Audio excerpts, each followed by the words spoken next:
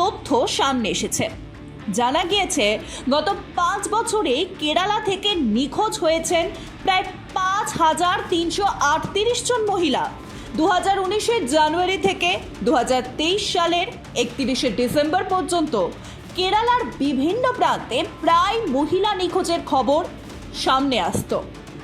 মহিলাদের নিখোঁজের সঠিক সংখ্যাটা ঠিক কত তা তথ্যের অধিকার আইনে জানতে চান বেঙ্গালুরুর বাসিন্দা গিরিশ ভারদ্বাজ। তার আরটিআই ফাইলের উত্তর আসে চলতি বছরের 12 এপ্রিল। তারপরই এই সংখ্যাটা দেখে কার্যত মাথায় হাত অনেকেরই।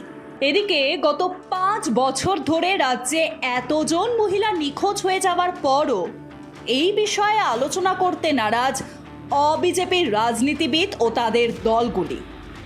যেন তেন প্রকারে এই সংখ্যাটা কমিয়ে আনাই যেন তাদের মূল লক্ষ্য হয়ে দাঁড়িয়েছে বলে মনে করছে ওয়াকিবহাল মহলের একাংশ। কারণ তাদের মনে একটাই ভয় রয়েছে, সেটা হলো লাভ জিহাদ। আসলে কেঁচো খুঁড়তে গেলে কেউটে তো বেরোবেই। ফলে মহিলাদের নিখোঁজ সংক্রান্ত আলোচনা করতে গিয়ে কোথাও থেকে যদি কেউটে বেরিয়ে পড়ে তাই ভয় পাচ্ছেন অনেক নেতাই।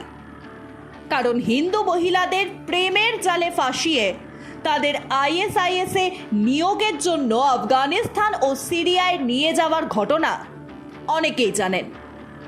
যদি কোনোভাবে এই ধরনের ঘটনার সামনে চলে আসে তাই ভয় পাচ্ছেন তারা।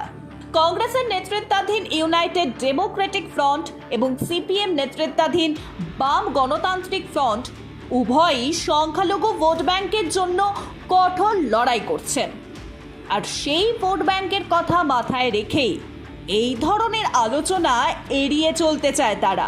প্রেমের জালে ফাঁসিয়ে মহিলাদের আফগানিস্তান ও সিরিয়ায় পাচার করে দেওয়া হয়, এই তথ্য এখনো মানতে নারাজ তারা। সেই কারণে দ্য কেরালা স্টোরির মতো ছবিকেও নিষিদ্ধ ঘোষণা করা হয়েছিল কেরালাতে। তবে মহিলা নিখোঁজের ঘটনা শুধুমাত্র কেরালাতেই ঘটেনি, তালিকায় রয়েছে বাংলাও।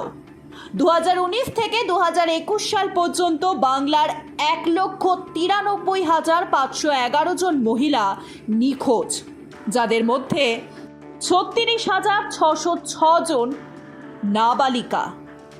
ওয়াকিবহাল মহলের একাংশের মতে এই ঘটনাগুলি নিয়ে গুরুত্ব দেয় না অবিজেপি কোনো সরকারই। ভোট এলেই এলাকার বিভিন্ন প্রান্তে ঘুরে বেড়াতে দেখা যায় শাসক দলের নেতা মন্ত্রীদের, কিন্তু ভোট হয়ে যাওয়ার পর মানুষের পাশে দাঁড়ানো তো দূর, আর কাউকে চিনতেই পারেন না তারা। যদিও যারা নিখোঁজ হয়েছে তারা এখন কোথায় প্রকাশ্যে আলোচনা নাই করুক, তাদের উদ্ধার করতে কি কোনো পদক্ষেপ করেছে সরকার?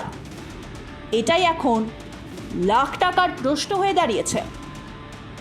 Bureau report, Ritam Bangla.